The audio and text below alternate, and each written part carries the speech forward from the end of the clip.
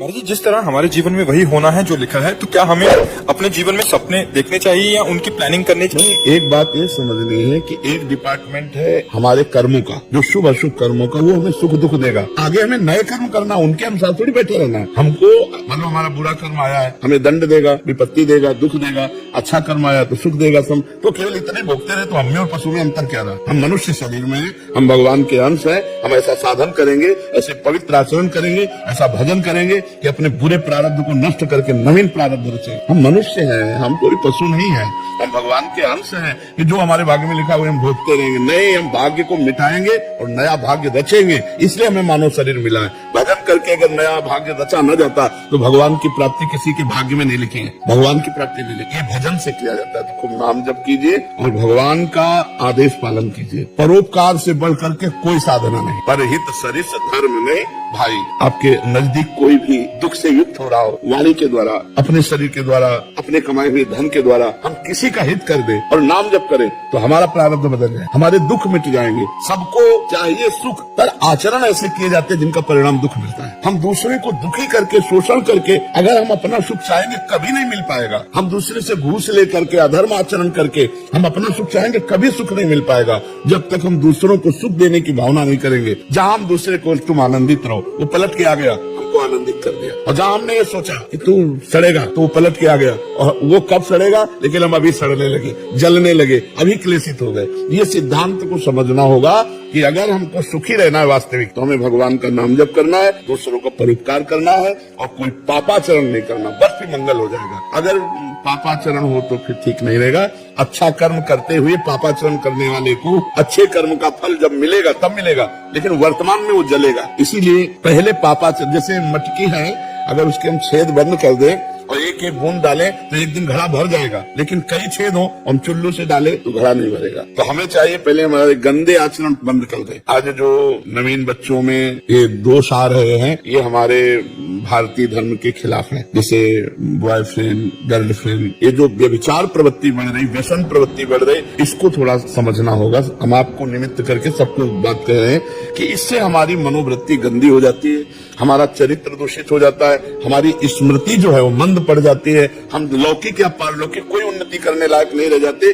केवल सांसारिक चिंतन में फंस जाते हैं, भोगों के चिंतन में फंस जाते हैं। और जब हमको बहुत परेशानी होती है तो व्यसन करने लगते हैं। प्रायः जो बच्चे हैं वो नशा में आ चुके हैं। ड्रग्स लेना या शराब पीना या हुक्का पीना, ऐसे जो अवस्थाएं हमारे देश के पदाधिकारी पदों पर बढ़ने के लिए योग्यता बनाने की है, वो भोगों में और व्यसन में, तो फिर वो सुख शांति, वो आनंद, वो सब छूट जाता है। इसलिए हमारी प्रार्थना है, जब तक ब्याह ना हो तब तक बच्चों को ब्रह्मचर्य की तरफ भावना करनी चाहिए। दोस्त बनाओ, दोस्त बनाना गलत नहीं है, खूब दोस्त बनाओ, मिलो बैठो, लेकिन गंदा आचरण करना दोस्ती थोड़ी है। हम कहें दोस्त बनाओ, खूब हंसो खेलो बात करो, लेकिन गंदा आचरण नहीं। गंदा आचरण धर्म पूर्वक, हम तुम्हें दोस्त बना लिया, माता पिता से मिले और हमारा मन है कि हम दोनों पूरे जीवन साथी रहे, उस समय के अनुसार पानी ग्रहण करो, फिर गृहस्थी धर्म में चलो।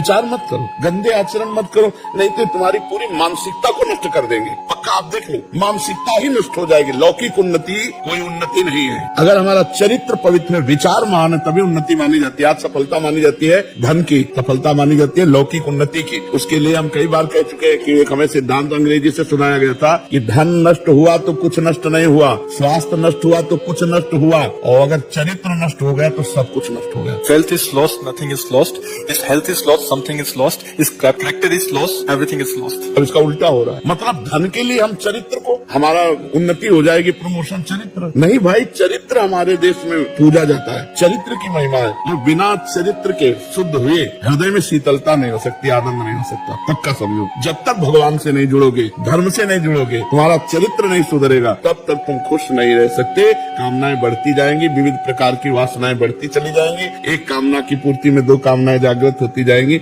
इसलिए हम भगवान का आश्रय लें, नाम जप करें और अपने कुभाग्य को सद्भाग्य में बदलें, दुर्भाग्य को सद्भाग्य में बदलें। इसीलिए मनुष्य जन्म मिला। पशुओं की तरह केवल हम दुर्भाग्य भोगते रहे, सड़ते रहे, इसलिए नहीं मिला। हमें नया भाग्य बनाना है। हमारा पूर्व का पाप आया है, हमको परास्त करना चाहता है, लेकिन हम नहीं परास्त होंगे। हम नए भाग्य का निर्माण करेंगे, हम नए समाज का निर्माण करेंगे। हमको जोशीला होना है, हमको हारना नहीं है। आएगी हार आएगी, लेकिन वो हमारे गले में हार बन के शोभा देगी, हमको परास्त नहीं करेगी, कि वो भगवान के अंश है और भगवान का स्मरण करते हैं। ये बात ध्यान रखो, तभी तभी सुखी रहोगे, तभी आनंदित रहोगे। गुरुजी, क्या उपवास में नियम धर्म पालन करके मनोकामना की पूर्ति होती है? बिल्कुल होती, क्यों नहीं होती। वामन भगवान का प्रादुर्भाव ही व्रत से हुआ था।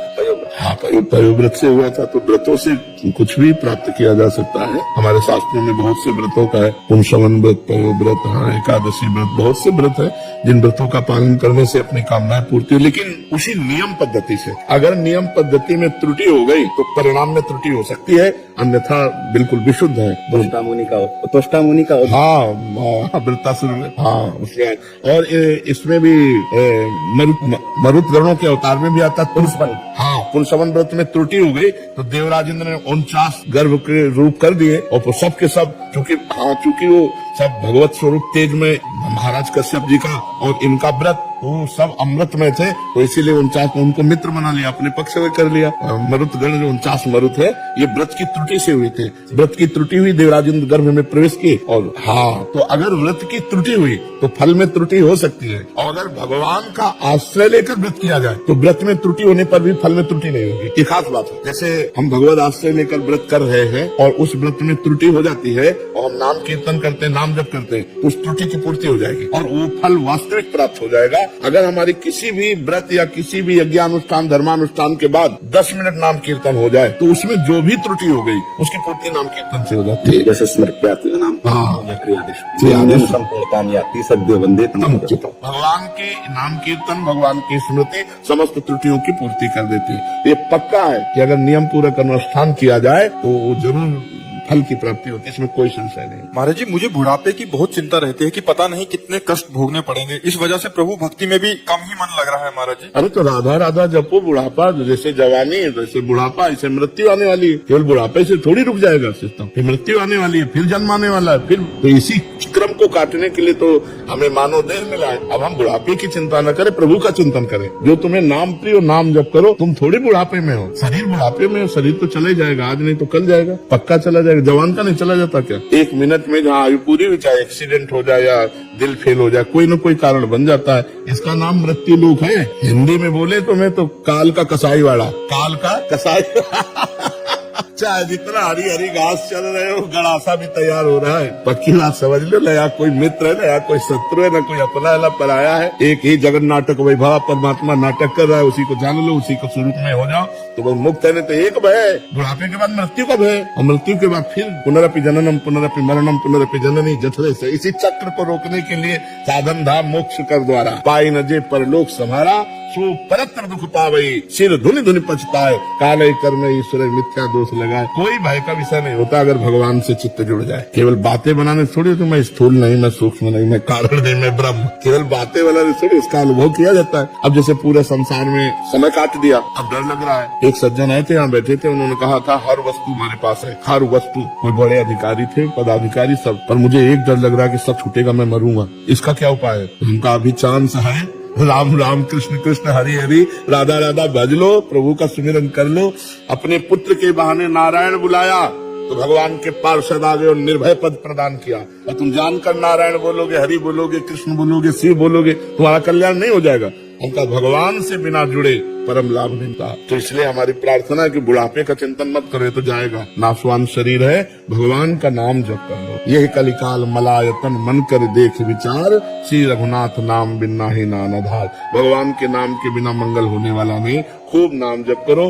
हाँ, उनके अनंत नाम है, जो नाम तुम्हें प्रिय हो या गुरुदेव ने दिया हो वो खूब नाम जप करो। समझ रहे भैया? हाँ, डरो मत कि हमें शरीर को कष्ट भोगने पड़ेंगे, पता नहीं, अब बिना कष्ट भोगे चली जाओ, ऐसा भी तो हो सकता है कि राम नाम जप रहे, कृष्ण कृष्ण जप रहे, दिल फेल हुआ, चले गए। 1 मिनट नहीं लगता कभी कभी, किसी को देखो ना ऐसे हुए वो चले गए। तो हमको आगे की बात सोच के डरना नहीं, हमें वर्तमान के सेकंड को नाम में लगाना है। एक भी क्षण हम भगवान का विस्मरण न करें तो निर्भय निश्चिंत निष्ठोक हो जाओगे। अब भजन के बिना तो सब बेकार है, भजन के बिना तो हमें कुछ अच्छा नहीं लगता कि कोई भी निश्चिंत निशोक नहीं हो सकता। चिंता, शोक, भय, उद्विग्नता, विषाद, ये उसके जीवन में बने रहेंगे जब तक भजन नहीं करेगा। एक आई थी, यहाँ बैठी थी, वो कहती थी सब सुख है हमारे पास, बड़े, पर मैं खुश नहीं हूँ। हमें बहुत अच्छा लगा, बहुत अच्छा लगा। हमारे शास्त्र जैसा कहते हैं वो प्रमाण आप दे रहे हो, आप खुश नहीं हो क्योंकि एक भगवान को तुमने स्वीकार, एक भगवान को केवल स्वीकार न करने का, सब कुछ होने पर भी कुछ नहीं है आपके पास, न ये रूप जाएगा आपके साथ, न वैभव जाएगा। इसलिए अंतरात्मा खुश नहीं, वो तभी खुश होगी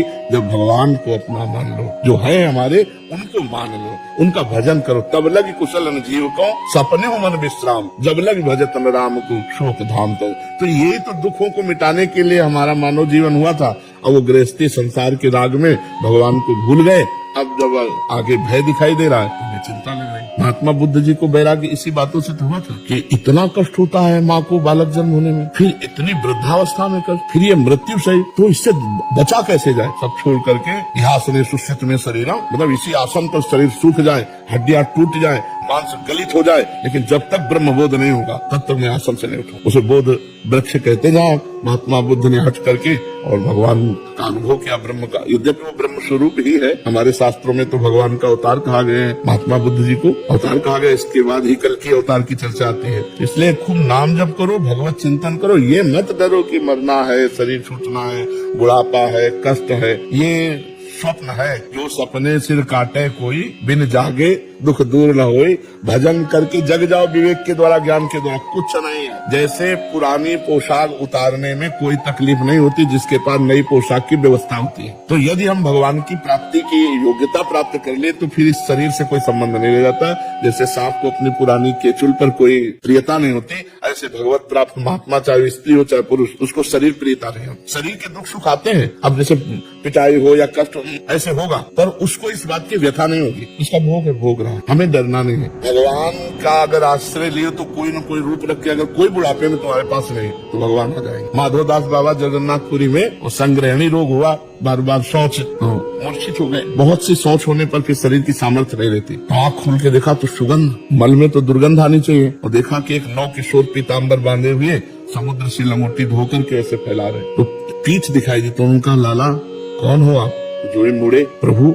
तो कहा प्रभु आप, और वो भी मल भरी लंगोटी धो रहे। तो उनका, बाबा तुम्हारा और कोई है क्या? बोले प्रभु आपकी सेवा। तो बोले जिनका कोई नहीं होता उनकी हम ही स्वयं सेवा। भगवान के अनंत पार्षद है, लेकिन स्वयं भगवान अपने भक्तों की सेवा की। विचार करो, जहाँ अर्जुन की पादुकाएं हैं वहाँ भगवान बैठे, रथी की पादुका के पास सारथी का स्थान होता है। और है कौन? ध्येयम सदा परिभवग्नम अभीष्ट दोहम तीर्थास्पदम से विदंतम शरण्यम। तो इसलिए हमें लगता है कि भजन किया जाए तो समस्त शोकों का नाश हो जाएगा, समस्त भयों का नाश हो जाएगा, एक आनंद रहेगा। अब मृत्यु से डर लगता है इसलिए क्योंकि हमने यहाँ जो जो प्रियता फैला रखी है, मृत्यु सबका हरण कर लेगी, कुछ प्रियता नहीं रहने देगी। और अगर हमने सबकी प्रियता, सबकी ममता ताग बटोरी, मम पद मन बांध बटोरी पहले ही कर लिया है तो हमारी अटैची तैयार, चलने में कोई परेशानी। और जाना कहाँ ये भी हमें पता है, अपने प्रभु के पास जाना है, क्योंकि जीवन प्रभु को अर्पित किए। तो प्रभु, अब यहाँ प्रभु से हम अगर संबंध नहीं बनाया, भाव संबंध नहीं जोड़ा, और यहाँ भाव संबंध जोड़े हुए, अब जाने में परेशानी होगी। मेरा मकान छूट जाएगा, बैंक बैलेंस छूट जाएगा, इतने प्यारे प्यारे परिवार के सदस्य छूट जाए, वो मृत्यु के भय से कांप उठता है। और जिसने अपना प्यार प्रभु को समर्पित किया है, तो भाई यहाँ काम के लिए भेजे गए थे सरकारी आदमी, हम तो सरकारी आदमी, हम तो श्री भगवान के हैं, भेजे गए थे, अपना काम किया, चल दिया, कोई भय नहीं रहता। जिसे ऐसा कोई भय थोड़ी है कि मृत्यु हो जाएगी, किडनी फेल है, अब बड़ा कुछ नहीं। इसका तो जब चर्चा में लाते हैं तो चिंतन होता है, इसका चिंतन भी नहीं होता। पीड़ा हो रही, एक अभ्यास बन गया, पीड़ा का एक अभ्यास बन गया। पीड़ा बहुत कृपा से मिलती है, पीड़ा से डर लगता होगा, और हम बलिहारी मानते हैं जो भगवान ने हमको पीड़ा दी, क्योंकि ये पीड़ा हर समय भगवान की याद में रख, प्रमाद नहीं होने देती, भोगों की तरफ आकर्षण नहीं होने देती। मरना है, किडनी फेल है, राधा राधा, हर समय प्रभु में जैसे एक गार्ड खड़ा हो ना, सावधान, तो हमको ये सावधान जाना है। कौन सा मिनट आखिरी हो, तो हमें लगता है कि अगर हमारे सामने विपत्तियां दुख है तो भगवान की प्राप्ति सहज है, और संपत्तियां और सुख है तो थोड़ा कठिन है। तो हमें डरना दुख से नहीं है, हमें डरना सुख से। कहीं फंस न जाए। दुख में कोई फंसता है क्या? विपत्ति में कोई फंसता थोड़ी है। विपत्ति में तो भगवान की तरफ, विपत्ति प्रिय होती है क्या? प्रिय तो सुख है, संपत्ति होती है, और प्रियता ही भगवत प्राप्ति में बाधक है। तो इसलिए कुंती जी ने मांगा था ना, कदम कदम पे विपत्ति हमें प्राप्त। तो इसलिए आप डरो मत भैया, भगवान है ना, खूब नाम जप करो, भगवान का आश्रय रखो। अगर आपको यह वीडियो अच्छी लगी है तो वीडियो को लाइक करें, कमेंट करें और चैनल को सब्सक्राइब जरूर करें। और मैं आपको मिलता हूँ कल एक और नए वीडियो के साथ। राधे राधे।